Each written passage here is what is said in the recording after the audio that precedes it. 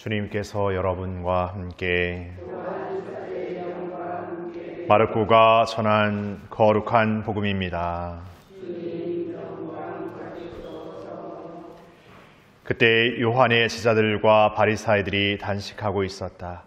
사람들이 예수님께 와서 요한의 제자들과 바리사이의 제자들은 단식하는데 선생님의 제자들은 어찌하여 단식하지 않습니까? 하고 물었다.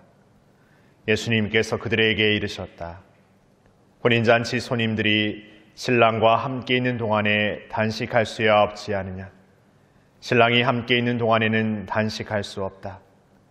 그러나 그들이 신랑을 빼앗길 날이 올 것이다. 그때에는 그들도 단식할 것이다. 아무도 새 천조각을 헌옷에 대고 깁지 않는다. 그렇게 하면 헌옷에 기어된 새 헝겊에 그 옷이 당겨 더 심하게 찢어진다. 또한 아무도 새 포도주를 헌 가죽 부대에 담지 않는다. 그렇게 하면 포도주가 부대를 터뜨려 포도주도 부대도 버리게 된다. 새 포도주는 새 부대에 담아야 한다. 주님의 말씀입니다.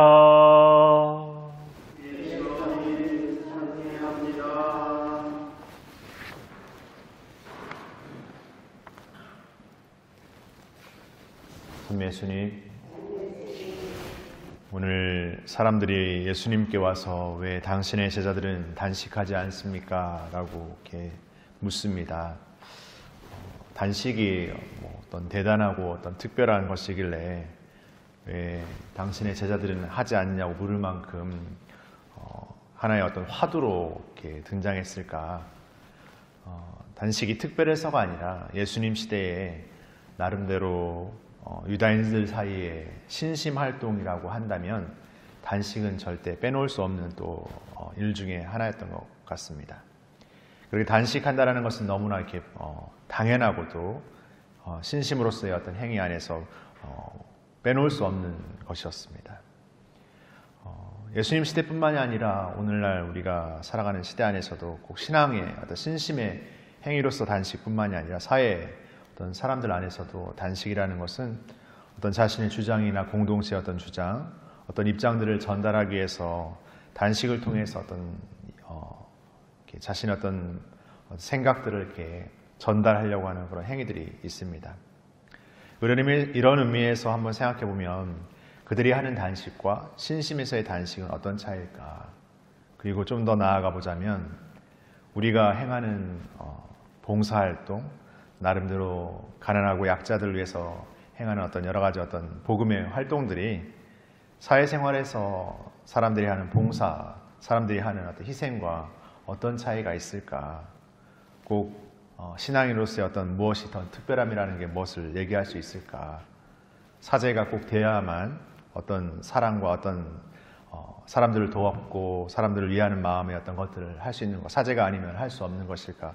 이런 물음들이 저에게뿐만 아니라 우리 모두에게 던져줄 수 있다는 생각이 듭니다. 그 차이는 무엇일까?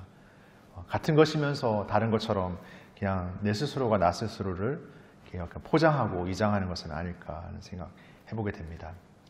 그러나 조금은 오늘 독서와 복음의 내용을 통해서 우리가 사는 신앙의 삶이 단지 그냥 봉사하고 나를 그냥 희생하고 그냥 의례 당연하게 행하는 어떤 단식의 행위에서 그쳐지는 삶이 아니라는 것을 분명하게 알려주는 것 같습니다. 예수님 시대의 신심활동으로 단식이 소중했던 것처럼 그 단식은 단지 신심활동에서 의례 당연처럼 그냥 행하는 행위로서의 어떤 삶보다 그 단식을 통해서 의미하는 것이 더 중요했습니다.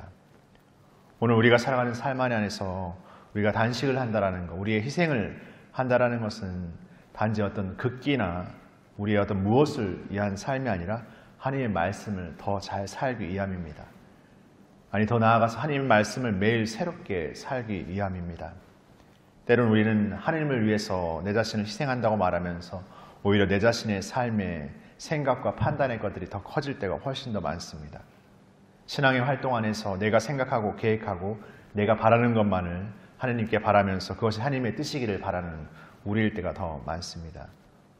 오늘 사울 임금은 하나님의 말씀을 저버리고 자신의 생각과 판단 안에서 하나님께 드릴 번제물과 희생제물의 것에 더 자신의 어떤 뜻과 마음을 담았다고 이야기하고 있습니다.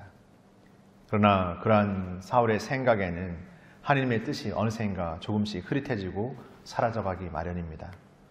우리의 삶에도 우리가 단식한다는 것만으로, 우리가 누군가를 돕는다는 것, 우리가 누군가를 위해서 뭔가를 봉사한다는 것만으로 하나님의 뜻을 더 잘 살고 있다고 자의해서는 곤란할 것 같습니다.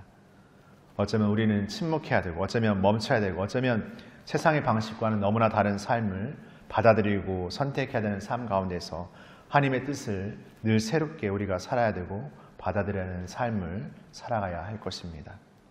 그것은 끊임없이 하나님과의 만남이면서 하나님의 말씀을 매일 새롭게 듣는 삶이면서 매일 새롭게 다시 하나님과 시작하는 삶이 되어야 할 것입니다. 그렇게 우리가 살아가는 신앙의 삶이 어떤 사회 사람들의 삶과 특별하게 어떤 대단함을 의미하려는 것이 아니라 진정 우리의 삶이 하나님의 뜻이 되는 삶을 매일 새롭게 살아가는 진정한 참된 겸손의 삶을 우리의 삶에서 살아가야 하겠습니다. 잠시 묵상하시겠습니다.